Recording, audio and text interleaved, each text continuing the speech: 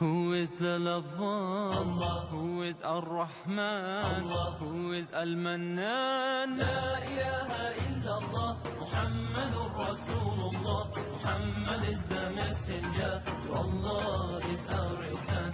Assalamu alaikum rahmatullahi barakatuh. Hi, I'm Zain Van Wyk, and this is my story of how I've returned to my original faith. Now, I'm originally from Eastern Cape, in a small town in South Africa.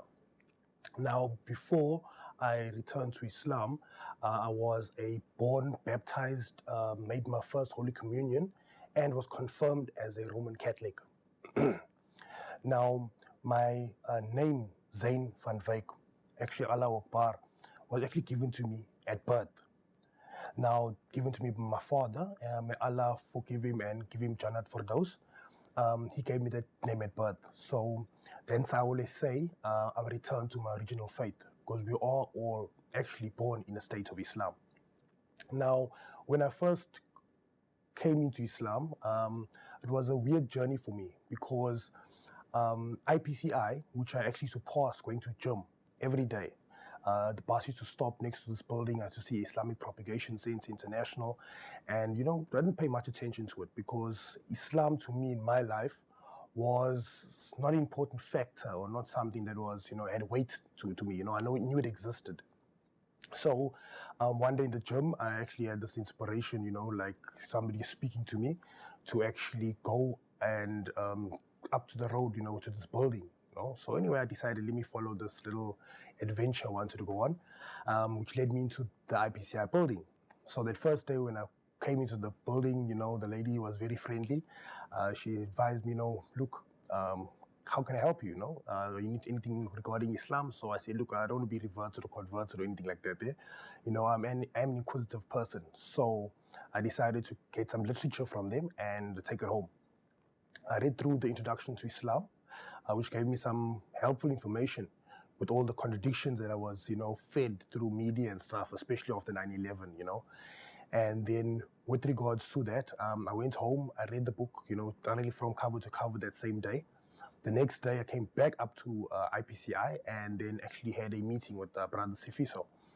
I explained him my story, where I come from, my background and all that, and my search for the truth. And that's where the reason for me being Islam as well comes from, is because in my previous faith, I would search for answers, and I was always frustrated by the information and understanding that I was given, until I obviously stumbled onto the Quran and Islam, which cleared up everything for me, gave me the truth without doubt and with proof of obviously its claims that it made in the Quran and with the Sunnah of the Prophet Muhammad. Now, my family, when I did tell them, I made my shahada, and, it wasn't something that they knew it was coming. It was, all of a sudden. So they didn't actually take me seriously at first, I feel, They thought maybe it's the phase I'm going through, or maybe I'm getting married to a Muslim girl. Maybe that's why I need to change my faith.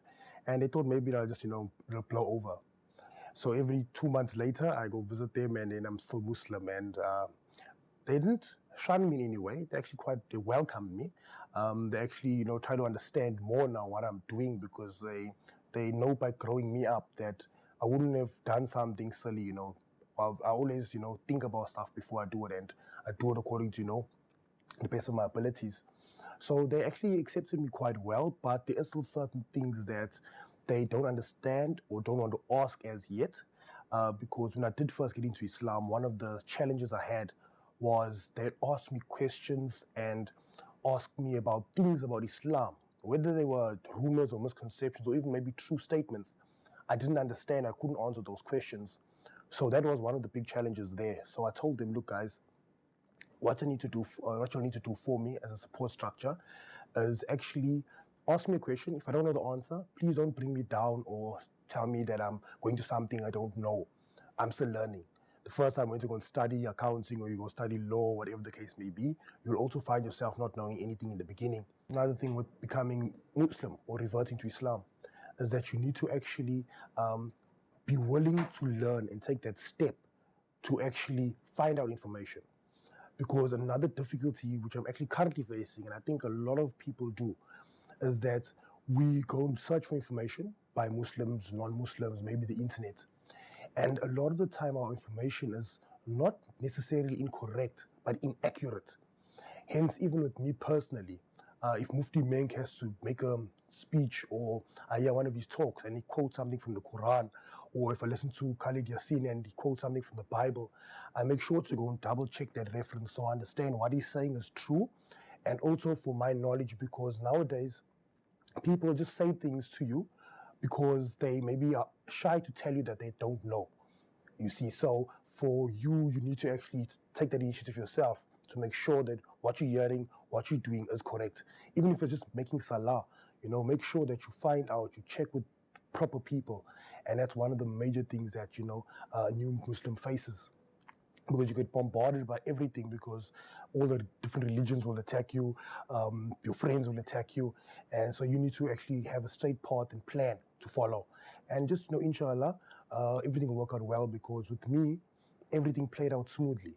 Where I thought there would have been trouble, I just went through that process, made sure I followed what I need to do, and everything played out well.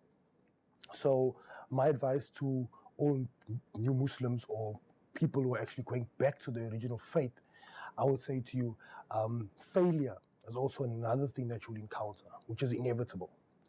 Now, what you need to understand with failure, especially when you're coming into a new belief, people threw in my face, oh, you failed, you're not going to Salah, or maybe you missed Salah, or maybe overslept for Fajr.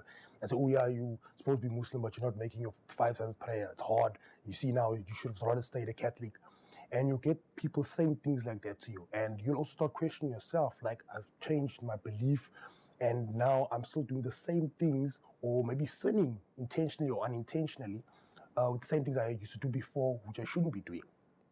So in that case there, you just need to understand that if you missed Salah for a whole week, or maybe you never went to mosque for a month, understand that you're not doing it for the people in the mosque. You're not doing it for the imam. You're not doing it for your neighbor. You're not doing it for your friend. You're doing it for Allah. And if you just focus on that, then the whole journey, the whole experience for me gets smoothed out, because you forget about all that noise from the outside. You start focusing on that inner peace that I was actually looking for, because that's where I found inner peace with the Quran and the Sunnah. Fair enough, it is difficult at times, but with every great struggle comes great reward.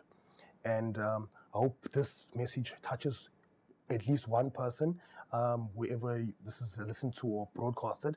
And, inshallah, that we all take hidayat from this year, and that, we can put a lot more practices, our faith into practice. A humble request to all my non-Muslim brothers and sisters to firstly read your own scriptures, right, from cover to cover, with understanding, because Allah and God has actually prescribed us to do that, right? Because when I was non-Muslim, if you can call it that day, I had an open mind to read other scriptures and my own at first, and hence I had the frustration of trying to find the truth. So it is a difficult thing to read. We're not a reading nation. But even if you just read 1 or 2 or even 3 pages a night, even with your family, of your own scripture, and once you're done with that, read other scriptures as well. Because, at the end of the day, we need to understand different faiths. And that's where IPCI plays a big part in my learning as well.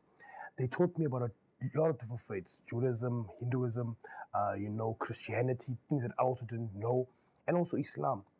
And they are friendly people, believe me, they're very friendly. And they're not going to force you to become Muslim. There's no forcing you into becoming Islam or Muslim if you come here. This is a place for learning, to actually, teach people, about the truth. So if you wanted to find out about Christianity, you want to find out about Islam or even Hinduism, for example, come to the brothers. They will teach you, they will explain to you, and they actually open up for questions. So even if you have questions, please feel free to bring them to get the understanding and find the truth. And then from there, you can make the decision.